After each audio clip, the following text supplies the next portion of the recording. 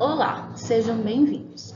Me chamo Bruna Vidal e, juntamente com os meus colegas Juliana Lima e Luiz Américo Barbosa, sob a orientação da professora doutora Fernanda Carlini Cunha dos Santos, iremos apresentar o seguinte tema: aspectos relevantes na ginecologia da égua na indução de superovulação, pelo programa de pós-graduação Repro-Amazon. Os tópicos da apresentação serão superovulação em éguas, indução de superovulação, fatores que influenciam na resposta ovulatória, protocolos e perspectivas para o futuro. Falando um pouco sobre a superovulação em éguas. Qual a sua definição, sua função, seus objetivos? Então, nós podemos definir como sendo um tratamento superovulatório aquele que recruta o maior número de folículos de uma determinada onda de crescimento folicular para estimular o seu desenvolvimento e a posterior ovulação. Assim, a indução de ovulações múltiplas em éguas, ela tem como objetivo principal aumentar o número de ovulações por ciclo, que vai melhorar os índices de recuperação embrionária na transferência de embrião e reduzir os custos que envolvem essa técnica, incluindo até mesmo a manutenção dos receptores. Benefícios. A superovulação ela é uma biotécnica que traz diversos benefícios para a reprodução equina. Dentre elas, a gente pode citar o aumento da fertilidade de éguas, o melhor aproveitamento de garanhões subférteis, uma maior probabilidade de prenhez para o sêmen congelado e sexado, o aumento da taxa de recuperação embrionária, a antecipação da primeira ovulação do ano, o maior número de embriões para criopreservação e o aumento do número de folículos disponíveis para a recuperação de ovócitos. Dificuldades a gente pode citar aqui. Claro, não vai ter só benefícios.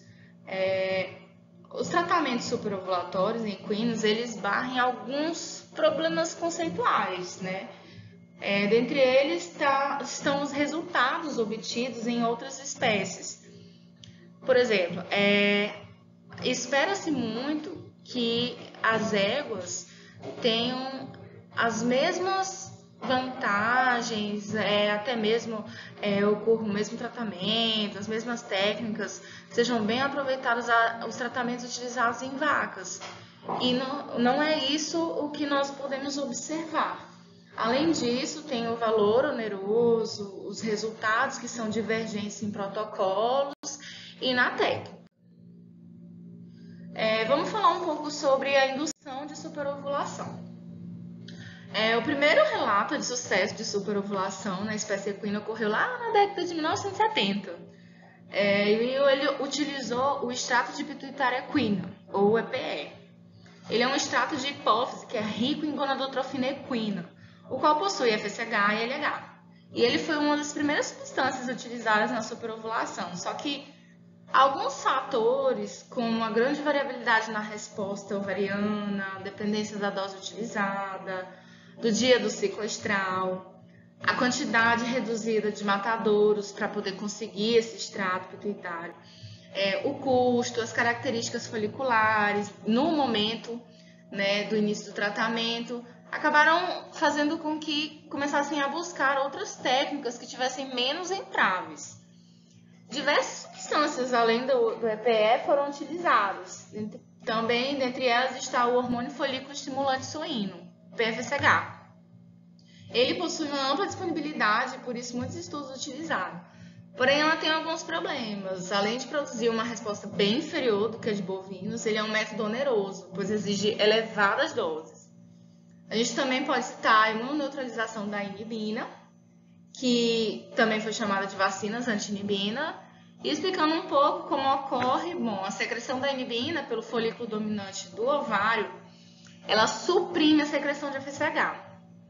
Ela, para isso, utiliza alguns fragmentos sintéticos e recombinantes da subunidade alfa, e isso vai promover um bloqueio do mecanismo de feedback negativo da liberação do FSH, que vai permitir o aumento do FSH endógeno durante a fase folicular.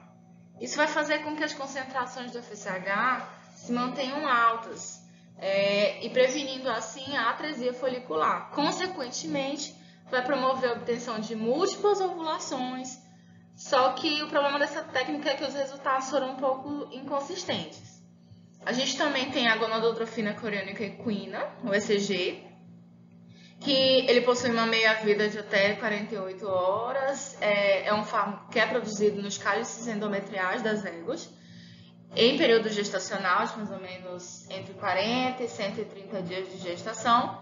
E ele tem uma característica individual, sendo a única gonadotrofina com a capacidade de se ligar tanto aos receptores de FSH como aos GLH. Ou seja, ele tem uma atividade tanto de folículo estimulante quanto luteinizante. Isso vai possibilitar, quando ela esteja ligada aos receptores foliculares de FSH e LH, que ocorra o crescimento, a maturação folicular e a ovulação. A gente tem o hormônio folículo estimulante equino, FSH, e o FSH equino purificado ele é uma preparação enriquecida do FSH, que é obtido a partir do extrato pituitário equino. E ele estava disponível comercialmente desde 2003 nos Estados Unidos e Canadá. A gente tem também o hormônio folículo estimulante recombinante, FSH, que é utilizado normalmente em associação com o hormônio luteinizante recombinante, o RLH. Então, esse FSH ele é utilizado para estimular o desenvolvimento folicular e ele oferece a vantagem de ser um produto que é puro e sintético, sem as proteínas contaminantes que são encontradas lá no EPE. Nesse caso, o RLH ele vai atuar estimulando a ovulação. A gente também fala do acetato de desorelina, que ele vai atuar como um análogo do LH e ele é utilizado para induzir a ovulação, quando já tem folículo pré-ovulatório. A gente tem o hormônio liberador de gonadotrofinas, o GnRH, e ele tem vários análogos e ele tem como função principal estimular a secreção de FSH e LH.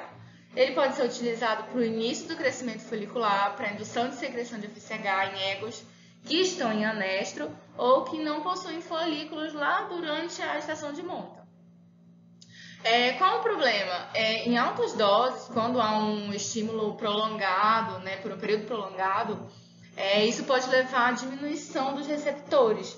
Isso vai fazer com que leve uma supressão das gonadotrofinas endógenas, e essa falta de gonadotrofina vai inibir a função reprodutiva, incluindo até mesmo o desenvolvimento folicular, a ovulação e até mesmo a fase luteal.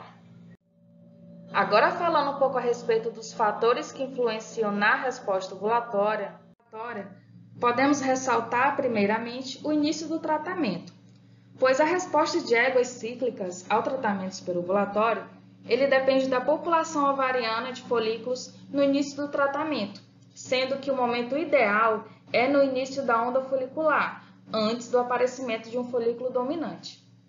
Em geral, preconiza-se que os tratamentos superovulatórios sejam iniciados entre os dias 5 e 7 pós-ovulação, período este coincidente com a emergência da onda folicular primária na maioria dos animais. Segundo Machado e colaboradores, há uma correlação positiva entre a população de folículos de 16 a 20 milímetros de diâmetro 48 horas após o início do tratamento e o número de ovulações nos grupos tratados com EPE e FSH equino purificado.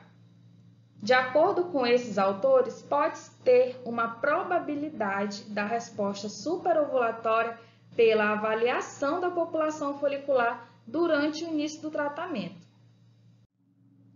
E com relação ao diâmetro do folículo, as melhores respostas superovulatórias, utilizando o EPE, ocorreram quando, no início do tratamento, as éguas apresentavam folículos ovarianos variando entre 10 e 20 milímetros, enquanto que em outro trabalho, utilizando aspiração folicular e tratamento superovulatório também com EPE, as melhores respostas ovarianas foram observadas no tratamento que iniciou quando o maior folículo atingiu o diâmetro médio entre 20 e 23 milímetros.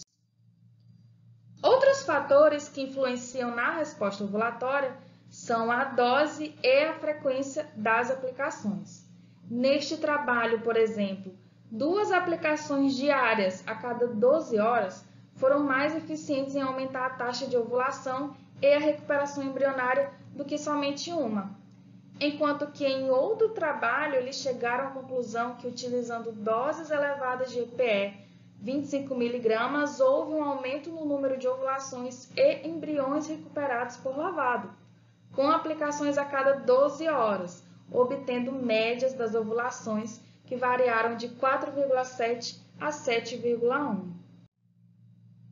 Já utilizando doses baixas de EPE, aplicando 6 mg 2 vezes ao dia, o número de embriões por égua aumentou significativamente.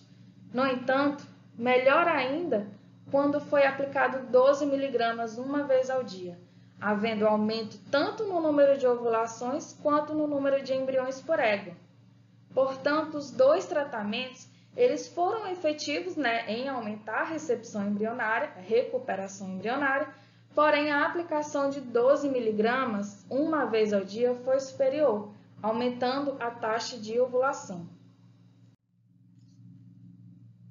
Um fator importante também na resposta ovulatória se dá pela particularidade anatômica do ovário da égua, quando comparado com outras espécies, pois o seu tamanho é superior e a sua posição das camadas do córtex e da medula é invertida. Então, de acordo com essa organização anatômica, os folículos só podem ovular através da fossa de ovulação, que é o que vocês podem ver com a setinha nesta imagem. Por conta dessa particularidade, Carmo e colaboradores observaram que a redução na taxa de recuperação embrionária de éguas com grande número de ovulações pode ser devido à interferência na captação e no transporte de óvulos pelo oviduto após a ocorrência de várias ovulações no mesmo ovário.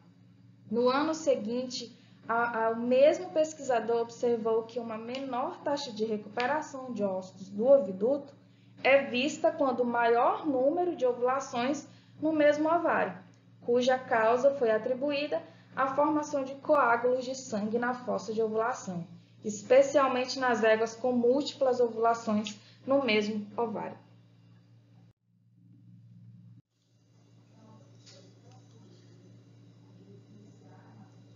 Em relação aos protocolos de superovulação em éguas, vamos citar alguns,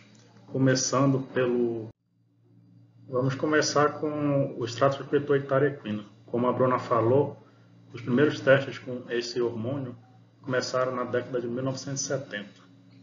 Aqui eu trouxe um trabalho de 2001 da equipe do professor Alvarenga, de Botucatu, em que ele testou a resposta do uso desse hormônio diariamente na superovulação em éguas. Nesse trabalho, foi aplicado 25 mg de EPE uma vez ao dia em um grupo, e em outro grupo foi aplicado 2 vezes ao dia essa dose de 25 mg. O resultado do segundo grupo, que foi feita a repetição 2 vezes ao dia, foi melhor em relação à taxa de folículos pré-ovulatórios do que o de uma aplicação diária. Já outro trabalho testou a associação de EPE e HCG em um trabalho de aspiração folicular para obtenção de oocytos para fertilização in vitro. Nesse trabalho, realizado por Blanco e sua equipe, foi associado o EPE ao HCG no protocolo, e o resultado foi que houve maior número de folículos com efeito benéfico para a maturação com as células da granulose expandida. Ou seja, essa associação gerou oocytos de melhor qualidade, pois o folículo e o oócito conseguiram ter uma maturação melhor durante o protocolo.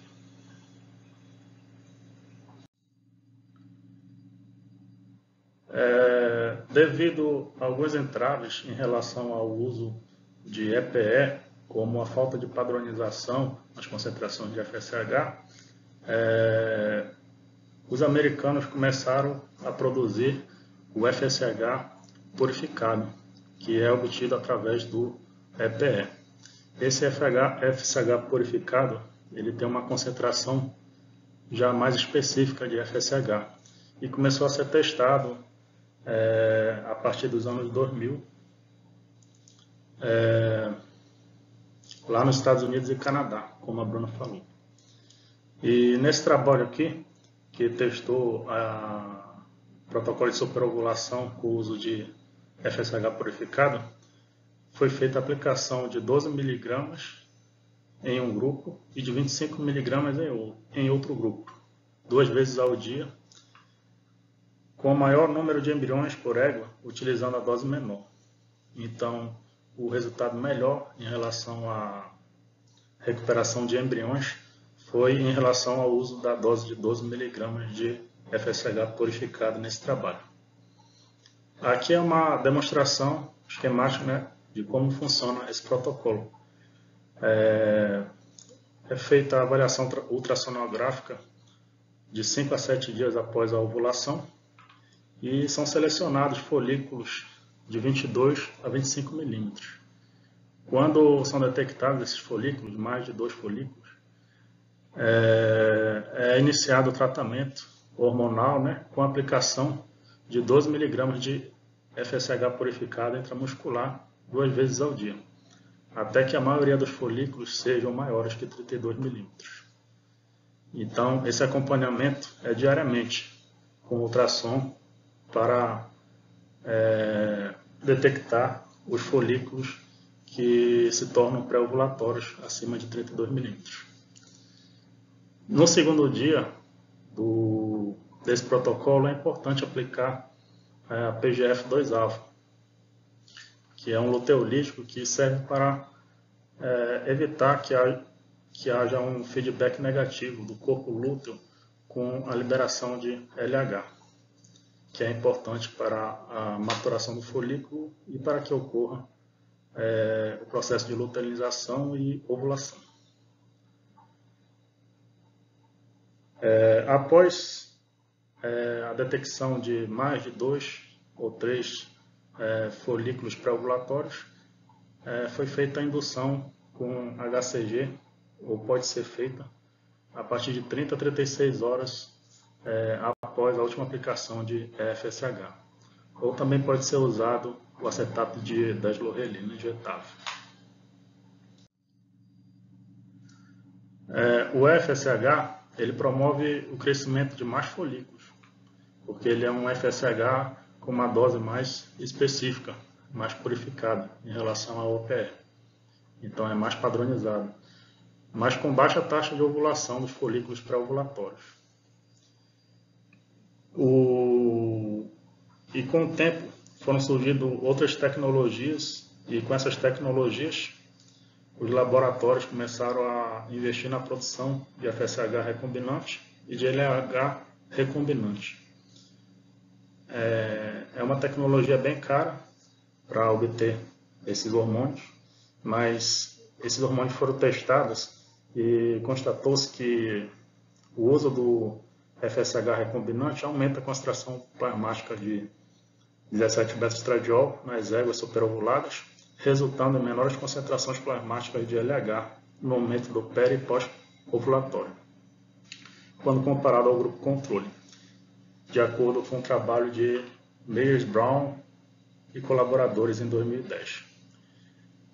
Esse fato da concentração plasmática de LH no momento peri e pós-ovulatório ser baixa prejudica a maturação folicular e ovocitária, principalmente dos folículos pré-ovulatórios.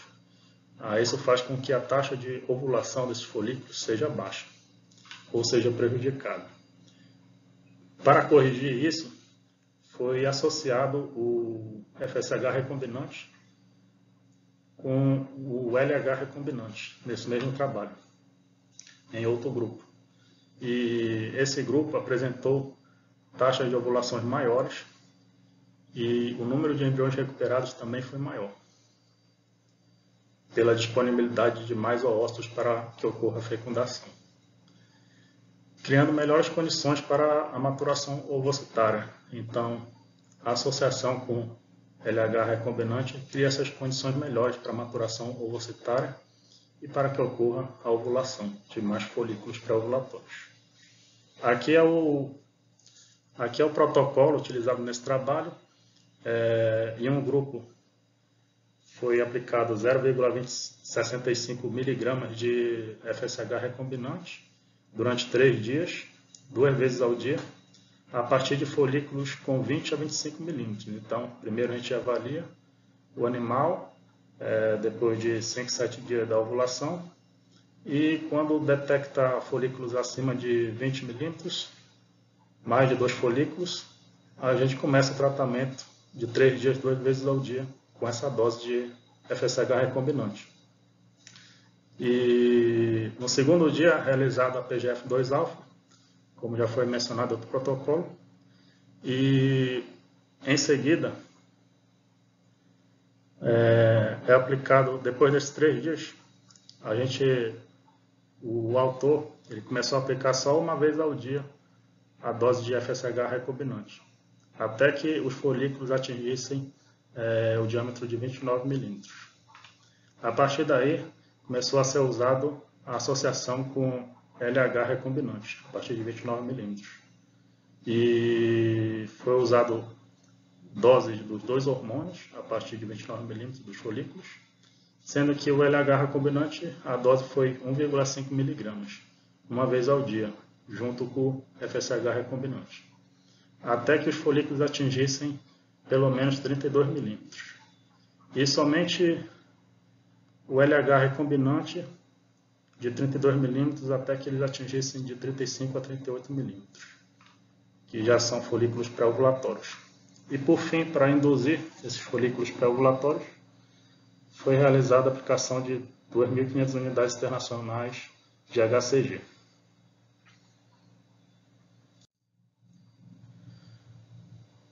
Aqui é outro protocolo mais atual, que utiliza um hormônio sintético análogo do GnRH, que é de fácil aquisição e tem um futuro promissor aí no uso da reprodução equina para esses protocolos de preparação de doadores com superovulação. É o acetato de deslorelina. E nesse trabalho aqui de indução de dupla ovulação em éguas usando acetato de deslorelina, feito por Nagal e sua equipe, ela realizou a aplicação de 5 mg de dinoprost, que é um luteolítico, no D8 após a ovulação. Então, a partir daí, ela iniciou o tratamento também com a aplicação de 100 microgramas de acetato de deslorelina a cada 12 horas, a partir de 2 folículos com diâmetros entre 20 e 25 milímetros. Então, é sempre importante fazer a avaliação ultrassonográfica para detectar pelo menos mais de 2 ou 3 folículos acima de 20 e 25 milímetros. Isso é importante porque em outro grupo, nesse mesmo trabalho, ela realizou o tratamento com a mesma dose e frequência de acetato de deslorelina, e esse grupo que iniciou o tratamento antes de 20 milímetros dos folículos teve um tratamento mais prolongado, e isso prejudicou a taxa de ovulação, justamente porque suprimiu a produção de LH endógeno, que é muito importante para que ocorra a ovulação dos folículos pré-ovulatórios. Ou seja, houve uma desregulação da liberação desse LH endógeno, devido ao tratamento prolongado. Por isso que o melhor protocolo, segundo esse trabalho aqui, nessa dose, nessa frequência, começar o tratamento a partir de 20 e 25 milímetros dos folículos. De 20 a 25 milímetros. E quando esses folículos com esse tratamento chegaram a 35 milímetros de diâmetro, fazendo a avaliação ultrassonográfica uma vez ao dia, foi feita a indução com 2.500 unidades internacionais de HCG desses folículos. E o resultado obtido foi 82% de duplas ovulações por ciclo, né, um resultado muito bom. E duplas ovulações é o que é o melhor de se obter na superovulação, pois existem aqueles diversos entraves que a Juliana falou, a formação de coágulo na fossa ovulatória, quando ovula mais de 3 folículos, quando há múltiplas ovulações no mesmo ovário, né? o que impede a captura desses zoócitos e a recuperação desses zoócitos para gerar embriões. E o fato da fossa ovulatória ser anatomicamente pequena para que ocorra uma captação desses zoócitos de forma eficiente. Então, a melhor forma de tu realizar o tratamento superovulatório dessas éguas é produzir mais duplas ovulações do que 3 ou 4 ovulações no mesmo ovário. E a taxa de recuperação embrionária, por isso, foi similar à ovulação única, justamente porque conseguiu driblar aquelas dificuldades em relação a como funciona a ovulação na égua, citadas pela Juliana. Com base nos conteúdos que nós trouxemos, quais seriam as perspectivas para o futuro? Em resumo, a superovulação busca recrutar o maior número de folículos de uma onda, consequentemente, aumentar o número de ovulações e embriões produzidos. Porém, ainda existem barreiras que impedem que esta biotécnica se torne rotina na reprodução equina, como a falta de um produto comercial padronizado, o baixo número de embriões produzidos em relação à taxa de ovulação, o alto custo da técnica e a baixa recuperação desses embriões. Portanto, o que concluir? Que mais pesquisas devem ser direcionadas para que possamos padronizar o protocolo de superovulação, sendo que o uso de gonadotrofinas recombinantes parece ter um maior potencial para a padronização dos resultados desta biotécnica, além de serem mais baratas, de fácil aquisição, possuírem um padrão de doses e, além disso, devemos nos preocupar para que a recuperação de embriões se torne uma técnica mais viável.